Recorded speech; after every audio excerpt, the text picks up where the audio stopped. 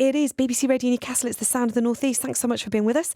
Anna and Alfie here, Monday, the 2nd of November. Lots of good stuff on the show. We're going to be chatting a little bit later about, of course, the upcoming elections in America. Lots of headlines today. The Clintons dismissing the poll that's putting Donald Trump ahead. So we'll wait with bated breath. It was 2016, November the 1st, 2016.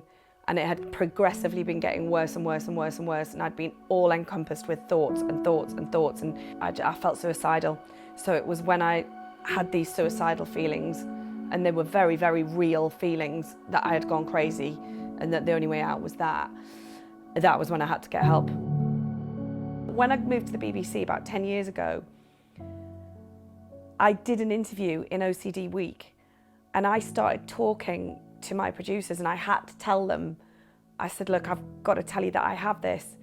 And they were like, oh my goodness me, so it's intrusive thoughts. I thought OCD was this. And so I thought, right, well, if they don't know, then this is a chance, working on the radio, to share it and to advocate for people with obsessional compulsive disorder, but also for mental health generally. So the radio, in a way, helped me talk about it to begin with, and then helped me try and share and advocate for people that have had mental health struggles. And I used to keep it in and not tell anybody, but the girls that I work with are so amazing, and the lads, you know, everybody that I work with at the BBC is just lovely. And so now I share with them.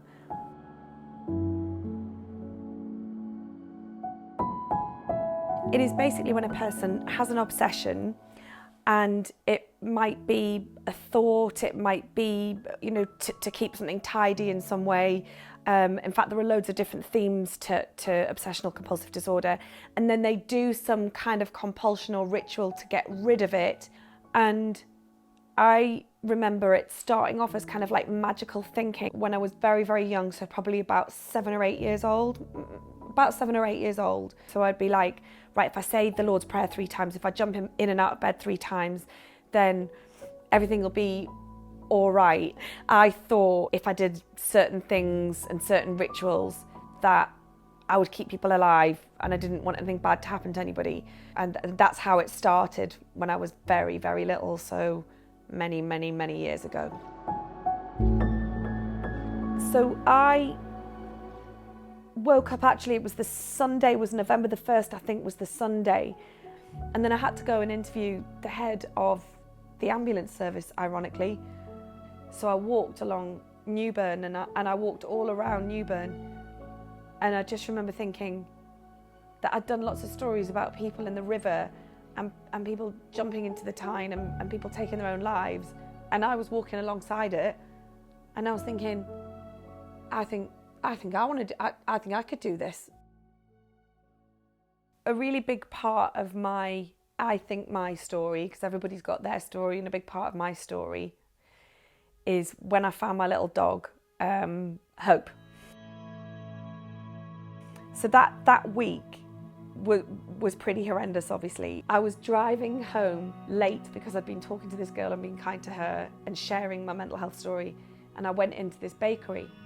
And this tiny little dog came running in from across the road, a really busy area, and she ran around my feet. So I just picked the dog up, and she was shaking my hands, and I took her out, and nobody wanted her. And I walked all around the estate, and I went home, and she wasn't chipped, and nobody wanted her. So I said to my husband, I found this little dog, she's coming home. And I said, we're keeping her, and I'm gonna call her Hope, because I'm giving her hope. And she gave me hope at a time when I needed it. And I hadn't been able to walk. And when I said I sat on this sofa, I couldn't walk, and I love walking, and I love my fells, and that was one of my favourite things, is to be out in nature, and I couldn't do that because I couldn't sit with my own thoughts. And when I got her, I had started to feel better, and she brought hope into my life, and I went walking, and I could walk again, and I could listen to the curlews again, and I could listen to the snipes again, and look at the kites, and listen to the lapwings, and love walking with hope.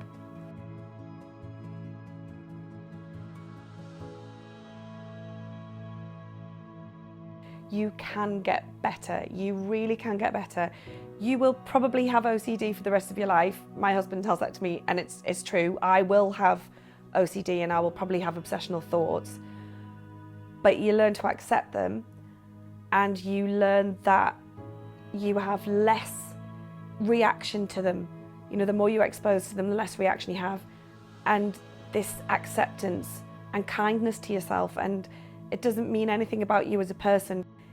Honestly, these are just thoughts. You can have a good life, so you are not alone, and you can get better, and there is hope.